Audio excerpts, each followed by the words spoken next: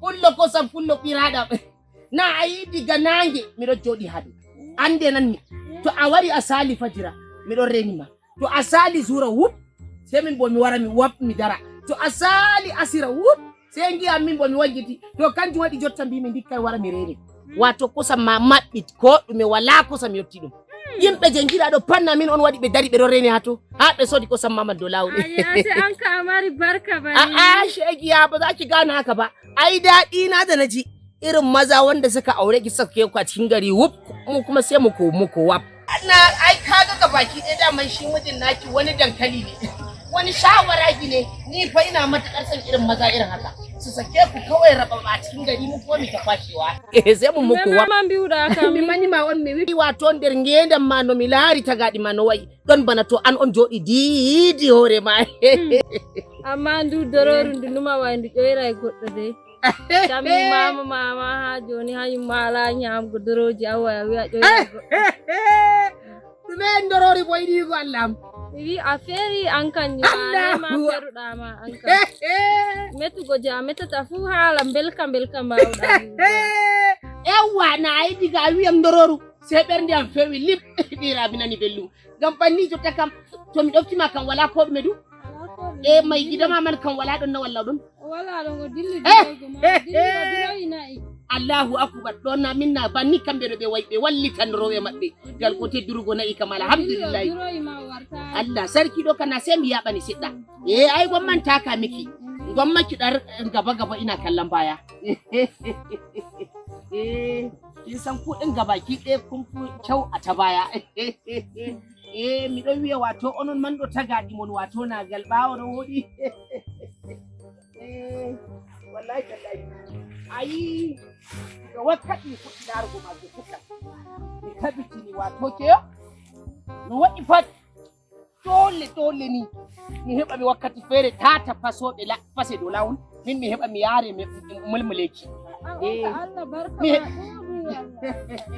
mi heɓa mi yaare mulmuleki mi heɓa mi yaare mulmuleki kuma na ngam ko ɗume ngam mulmula andi mulmula ɗum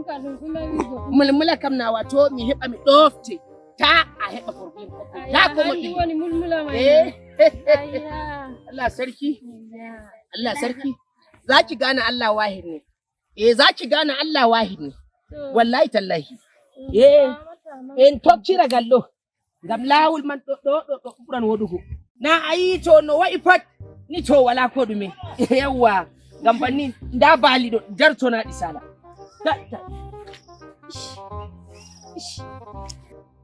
haqiqa kadi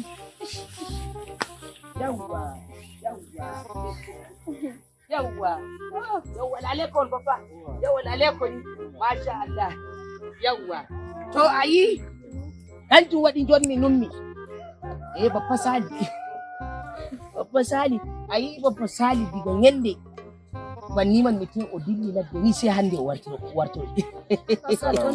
wa alaikum salam alhaji Musa Sara Andal lafiya lau alhamdulillah lafiya lau ya na ganka da wannan yarinyan nan kuma kai fa na san halinka fa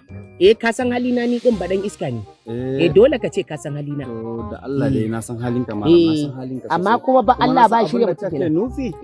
babun alheri ba Allah sarki ka san dai an ce dai wannan abun kar ma a kusance shi tabbas haka yake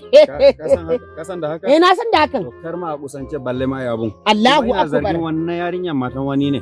Allahu akbar Allah sarki ai ni ban sani ba sai da kake faɗa min amma kuma insha Allah komai ya saisetu komai kuma ya gyaru Allahu akbar Allah ya sa dai ka kwanta wannan magana insha Allah Allahu akbar Allahu akbar Allahu akbar karka damu Allahu akbar Allahu akbar ni dai na barko to ba damuwa dume ma meta ton ka wato Allahu akbar nan da diga nane mi don matina modo wato dum bingel jangirja mi jangini mo diga ha diga a fami ko nder banni man mi do jangina mo to wodi ko yejjiti o silmine ɓay balɗiɗo nde o nassi bo to kanjum on ha o waɗa Allahu akbar ɗo yejjiti kanko bo sey o yaha ɗo yecca sami Allahu liman hamidahu joni no a jangina jangirde ne jangirde kana mere barka ma ɗuɗiri ni Allahu akbar Allahu akbar Allahu akbar wato o silmine ɓay e bo fototiri bo fanjorta ka o yejjiti noy o watta to o wawa tura Allahu akbar a fami ko to kanjum on ɗo holla Allahu akbar Allahu akbar amma o mandi amma agokanta ma ya nasta aljanna inchallah a andata ma barkam ɗuɗi sai to min keɓi ɗan lunguwel feere ɗan surrut en nassida min be ma ɗan lungu surrut sai en yaha en joɗa mi yewti haala surrut mu gangara kawai Allah sarki kai kaza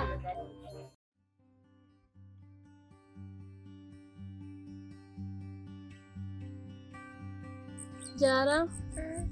min kan no waɗi hande ka Idrissa wara ko weeti ɗo Adam aya anda ɓe giɗi ɓe sendira yam be maako gite ɗiɗi ɓuro pat ɓe watani min hakkilo sey ɓe yimɓe pat ɓe ngatani min hakkilo sey ɓe sendira yam be maako way asali maako boɗa min ko hawti yam be asali maako yiide anda asali min emi yiɗi mo ha emo nder ɓerdam min emi yiɗimo e ko waɗi yimɓe ma e mbiya ninni may amma a andi ay nder ɓen salamatu en faaɗen kamɓe mari fasikare burɗeji may pat e maɓɓe kamɓe jiiɓata ka kamɓe gaɗata ko ɓe gaɗata may mina mi rufi gitan banini min mi andi sona be maako wala gorko e duniya mo mi ɓangiditta mi hosanimo alkawal kanko may ma noon mo hosaniyam alkawal to nayi baɓe may ɓe mbiya ko ɓe giɗi fuu kamɓe may ɓe gaɗano yiidera wodi cewa saka maɓɓe may woodi giɗɗo mo may waɗi ɓe giɗanama hoore fasikare ɓe jaɗata fasikare may fasikare ɓe jaɗata a kadi min kam pullo woodi komi famay de a yi min ɗo to en waɗan ma to ɗum ceede giɗɗa ma mi hokki ceede ɗo kap kap ɗum sali a fami ko ngam Kenya ɗo banni gaɗɗa yam Kenya mi yehi mi taari mi nasti lungu surut mi jooɗi mi yofanima kalimaji surut ko mi fami to jotta bo mi waddima haɗo to ɗum haala ceede ma giɗɗa ma mi waɗane ceede man ɓingel mi hokke ceede heɓa pertoɗa a fami ko ngam en heɓa en waɗa kap jotta mi fami ko giɗɗa wiugo amma ko waɗi nga a meeɗa a yarayam babal je himɓe wala en ɗiɗo tan wato ɗum waɗatono a yariyam babal je himɓe woni bona nana ko wato haɗo ɗo an ka a laaray ke haɗo man wala ko moyna laaru sera be sera ñaamo wato hirna ɓe fu nange pombina ɓe wayla ɓandara wala ko goɗɗo goɗɗel a yiyata sey ñuu'i nda ɗiɗo sala hondorde na ɗum mena nda ɗum nane ma annabijo wima to on ɗiɗo ɗo be Allah sikitato to ha anda Allah e rara en ɗo may nana en ɗiɗo jotta on wato mi famanima mi fami ando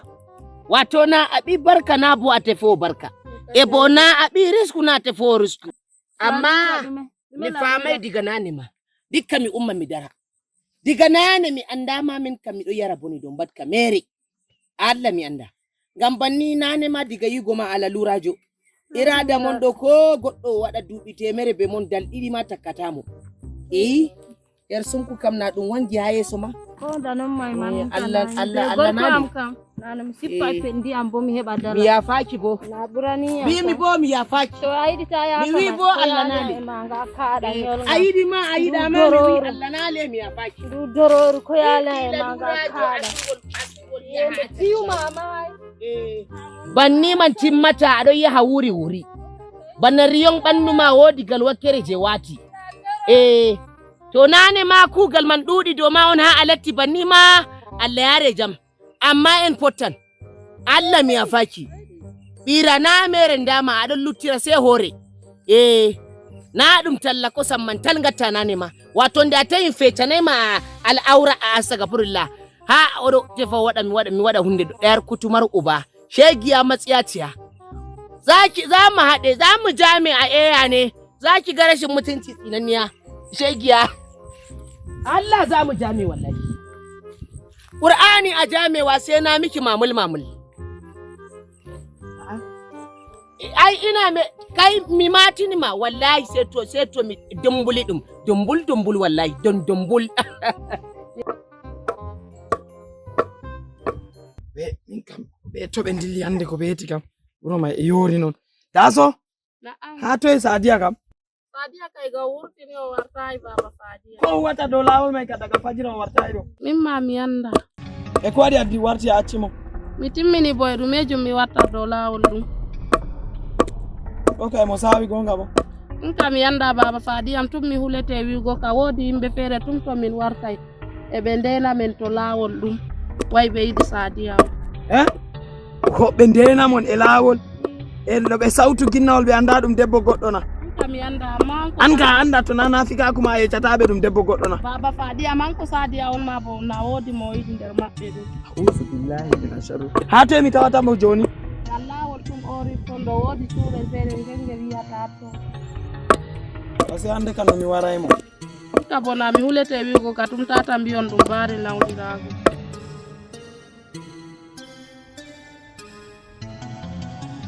sawru ndu kam mana ndu fiyata boɗɗum hokkam unorgal ngal usen on no mi waray mo hande ay Yaw kabdol ton tum bonane mako mi yelata o waɗa fasikare mbiya yo ɗum min yiɗi wolde tum wonnon kabdeten nder saare ɗum iso ko yaw unnamo ni Allah ma waɗa bo hande ka gueɗal timmi hakkunde mon ɗum.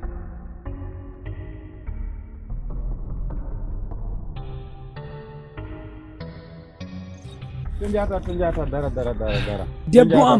debbo am don be goddo ha nder ladde de itu do aibe man daga hama mi laari a sanji aɗo ha ini aɗo dilla ɗo aibe man hama on ta yow aibe man debbo ma ta yow aibe man alaji mugalgal ko waɗi an yebi debbo ma a hokkimo o yaha o sippa a hokkimo talla o rondi o ɗo wancida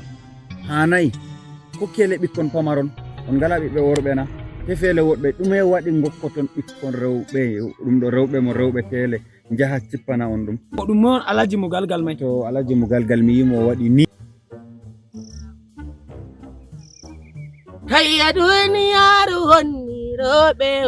ɓe ceede kayya duniyaru jiiɓi roɓe puseɓe ceede min bo nde mi jiiɓi toni bo mi hokki ceede mi tammi bo sannu ba Allah sani noy kuuɗe noy sungullaji min mi nanata bolde nde nde bolwata majama jalo ana wodi goddo mi tefata be ewna mo alaji mo galgal andi mo aho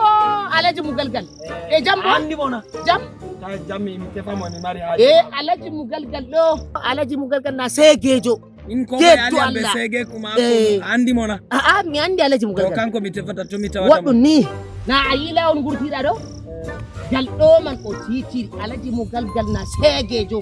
wato ha wodi ko waɗi ɗum min ko yali am be sege kuma ko labi goti mi warata mo de yeccam to woni laɓi gooti gattamo ɗo tefu laɓi wan ɓesdanamo ko bakin jeego be jeyam gaɗanamo tati gaɗa jeyam bo tati mi wada je am na wala ko yali am be je ma to mi tawata mo min waɗum ni to a waɗi ni aɗo dilla nguraci a haɗata sam a tawan lawol feere fayin hootigal juuɗe ñaamo gaɗa ñaawo man to a dilli tir a tawan fayin juuɗe feere waɗi ha mi tay an na ɗuuɗi wolde to mi tawata mo mbiyata yam illu talmima ni mai tan inchallah yiyaymo mo galgal gattu no way mo galgal kam to a yimo ni a heftimo to hande o maya yawwa yahugal ton man yawwa yahugal ton man ni tirfa tir njahata ta a dara sam ɗan kutumar uba yahugal ton man ha a lara way min o ɗaɓɓata kanjum waɗi mi tawi to mi accino no ifnere am na ɗo tema wattata amma nde mi hocci mettilol mi waɗi direction mi ɗum mallumjo o wi salamu aleykum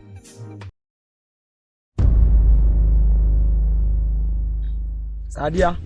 min kan ngaya ka haɗa keftuɗa wancuɗugo balɗe ɗe bo nden go wuro kan Moyo mi wancidata fayin nder wuro. nga ka haɗa mo galgal nga ngan sidata on darata ko ma dow lawol nder ladde darotoɗon hollima mi nanayi kana na ɓe mbiyam kanga keftuɗa wancuɗugo kanjum waɗi to a dilli sippugo a wartata Min ka ala ko hawte e makko de min kam fiyata. wala ko hawtuma ɓe mako min no a hoytirta am kam min ɗo to giyatayam de mi kiiɗo mi artima warugo duniya a hefti ko to anumata a hiilotoyam a wanca ɓe mako balɗe ɗe pat nder ladde ɗo ɓe mbiyam ka na daso kam fewatayam jotta ka haala lawlirawan a jaɓata an ka wara waɗa ka wolwango am haala ka mi anda wewa emi wondi be kala nawli ko ma o mo giiɗa komi numi mi ɓangete fuu emi wondi be maako duuɓi faɓɓi daaso may bo o fewata ñande fuu nga wari nga hoosima on